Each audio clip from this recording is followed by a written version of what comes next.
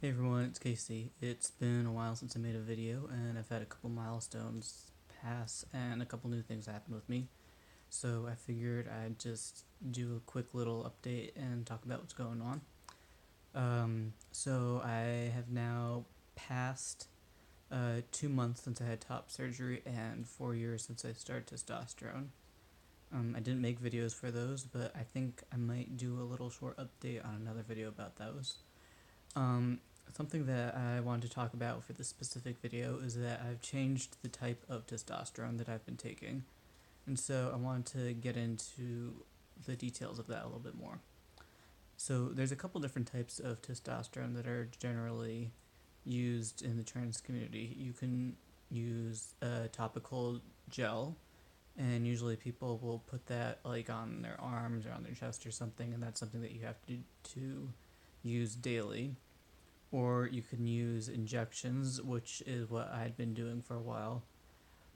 For about 3 years, I had been taking testosterone, and I had been doing it. There's one of two ways that you can take it. You can take it intramuscularly, or you can take it subcutaneously. So I've been taking it subcutaneously, or subQ for short.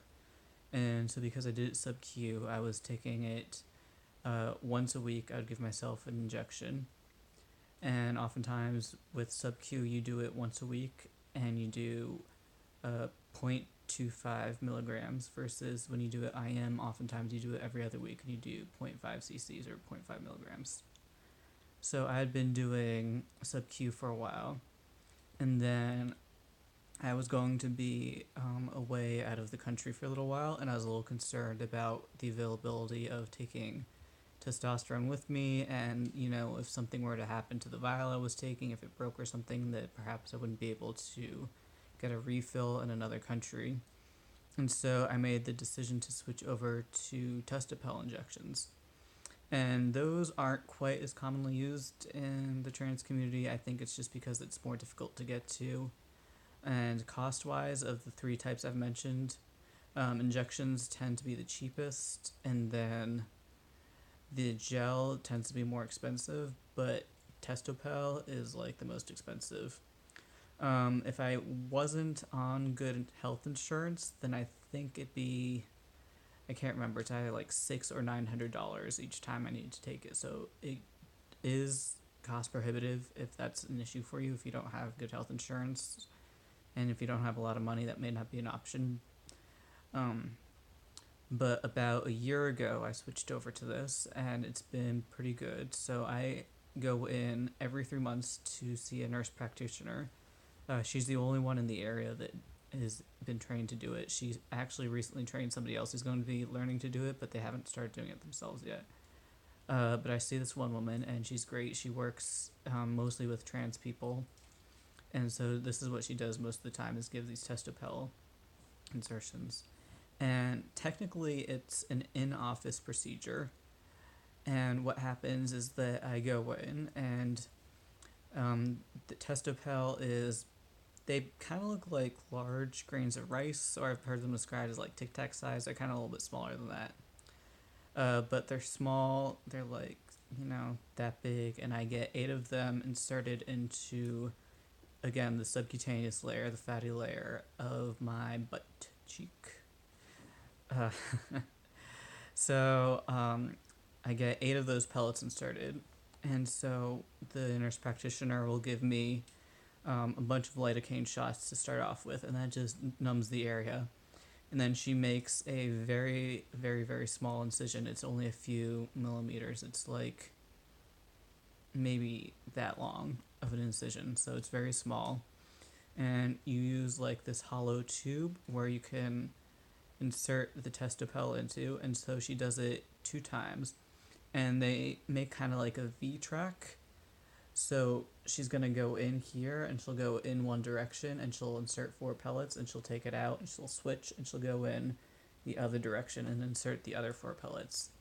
So there's only one incision, and the applicator that they use to insert the pellets goes in the same hole twice.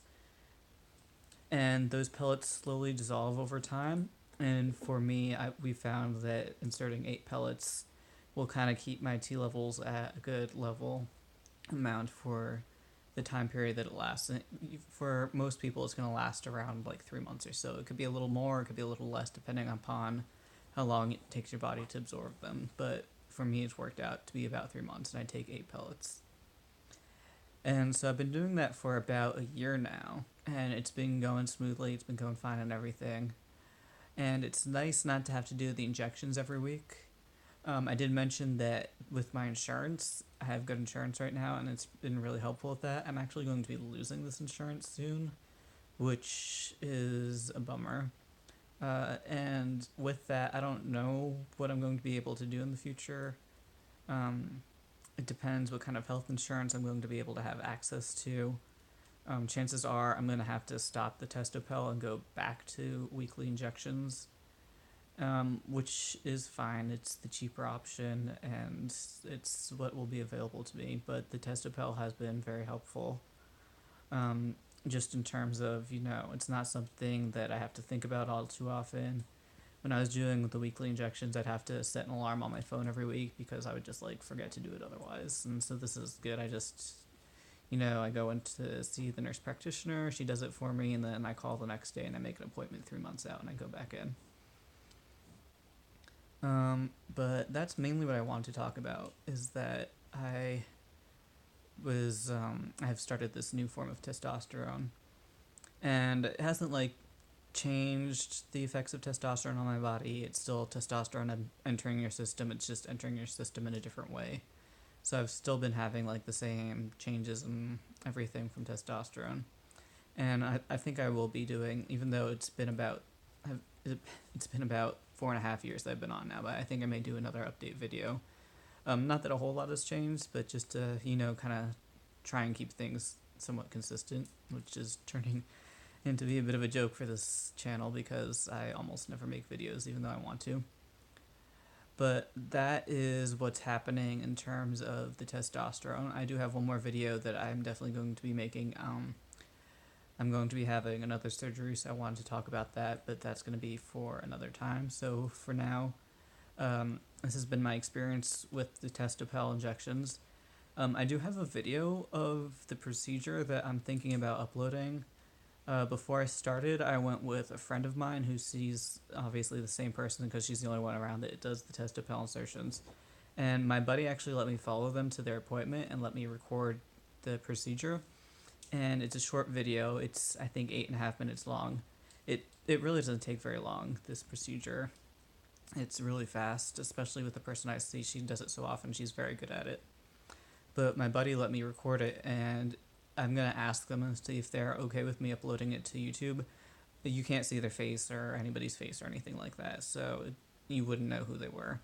But I just, want to make sure that they would be okay with me posting their butt to the internet.